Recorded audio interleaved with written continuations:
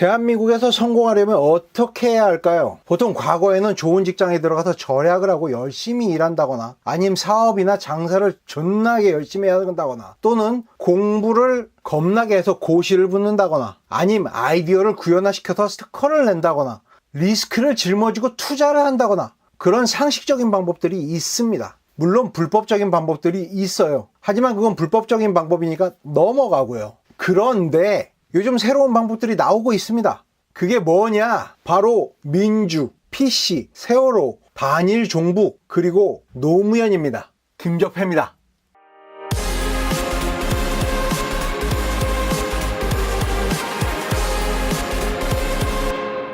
시대가 변했습니다. 예전처럼 열심히 살면 안 되는 시대가 왔습니다. 열심히 살고 싶어도요. 사업주는 돈을 더 주고 일을 시키고 싶어도 일을 시킬 수 없는 상황이 왔고요. 알바들도 주유수당 때문에 알바를 쪼개서 해야 되는 먹 같은 상황이 왔습니다. 또한 열심히 고시 공부를 해도 고시가 없어져 버렸어요. 모든 시험들의 통과 기준이 뒤죽박죽 되어서 공부를 하는데 재력과 정보력이 없는 친구들은 더더욱 좋은 대학에 가기가 힘들어졌고요. 대기업들을 전부 조져놔서 대기업의 생산직에 들어가려 해도 자리가 없는 멋 같은 상황이 벌어지고 말았습니다. 심지어 창업을 해도 사람 쓰기가 무서워서 창업조차 힘들어져 버렸습니다. 하지만 여러분 실망하지 마세요. 제가 대한민국에서 성공하는 키워드 5개를 들고 왔습니다. 이 키워드대로 행동한다면 여러분은 정부와 지역 그리고 특정 세력의 무한한 지원을 받을 수가 있습니다. 단 여러분들이 이용 가치가 있다면 말이죠. 첫 번째 키워드는 PC입니다. 아시다시피 페미, 성소수자, 동성애자, 난민 등이 포함됩니다. 이 키워드들은 이미 엄청난 정부 예산의 지원이 있습니다. 각종 공기업과 대기업은 여성, 성소수자, 동성애자 등을 의무로 고용하는 법안이 발의 또는 실행 중이고요. 난민 같은 경우는 거의 묻지도 따지지도 않고 받아들이고 있습니다. 생활비 지원은 물론이고요. 그 외에도 각종 혜택이 있습니다. 그리고 난민 빨아주면 개념 연예인으로 칭찬 많이 받죠. 두 번째 키워드는 민주입니다. 아시다시피 5.18 민주화 유공자 혜택이 쩝니다. 공무원 시험, 대기업 시험의 가산점부터 통신비, 의료비, 일시금 등등 여러 혜택이 있다고 합니다. 근데 그 혜택은 대를 이어서 받는다는 이야기도 있어요. 그리고 현재 정부의 많은 유력 인사들이 민주화 유공자라는 이야기도 많습니다. 그리고 민주화 유공자들은 계속 늘어난다고 합니다. 여러분들도 열심히 민주화 운동을 해보신다면 누가 압니까? 광주시장이 지정해줄지?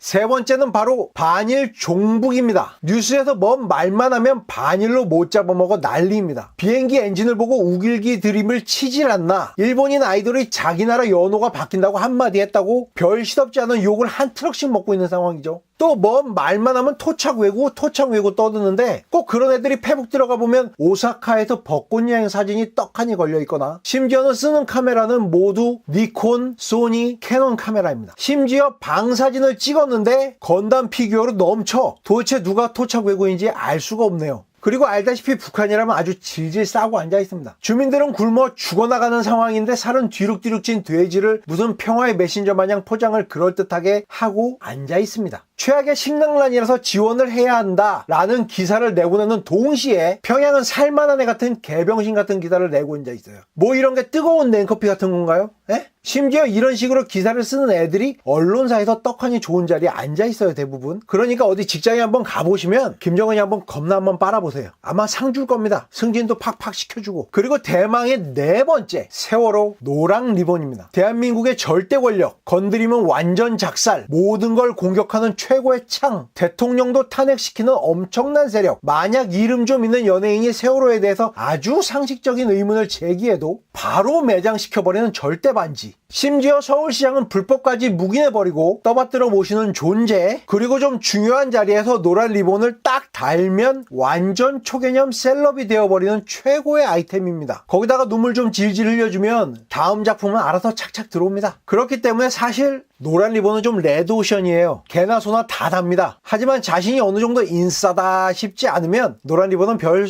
효과가 없습니다. 그렇지만 무리를 일으켜 재기를 하는 연예인이라거나 또는 인기가 좀 떨어져가는 연예인들이 인기를 다시 한번 확 끌어올리기에는 페미와 더불어 세월호만큼 좋은 게 없습니다. 그리고 대망의 5번째 키워드, 함부로 이름을 부르면 안 되는 이름, 노무현입니다. 지금 정부를 이루는 모든 인사가 노사모 출신이다 라고 말해도 틀린 말이 아닐 정도로 국가 기반의 모든 시스템을 장악하고 있습니다. 심지어 대통령은 노무현 전 대통령의 비서실장이었고요. 해마다 그의 귀일에는 엄청난 추모 인파와 추모 행사가 열립니다. 심지어 노사모 출신들은 능력과 실력에 상관없이 노무현이라는 치트키로 국가 요직에 앉아있는 경우가 있고요. 노무현 전 대통령의 가족의 비리를 수사하던 검사는 갖은 혐의를 다 처받고 지금은 구속 중에 있습니다. 심지어 얼마나 이미지 메이킹을 잘했는지, 뭘 잘했는지는 알 수는 없지만 역대 대통령들 인기 순위에 상위에 링크되어 있습니다. 지금이라도 노사모에 가입해서 열심히 한번 충성을 다해보시면 아마 살 길이 열릴 겁니다. 이것도 아닌 말고요. 지금까지 현재 대한민국에서 성공할 수 있는 5가지 키워드에 대해서 말씀드렸습니다. 아마 정권이 바뀐다면 또 다른 희생자를 찾아 새로운 키워드가 만들어질 것이라 저는 확신합니다. 얼마 전 장자연 키워드를 띄우려다가 빤스런한 윤지호 사건처럼요. 그때까지 이 5 키워드를 꼭 기억하시고 대한민국에서 잘 살아남길 기도하겠습니다. 이상 김적폐였습니다.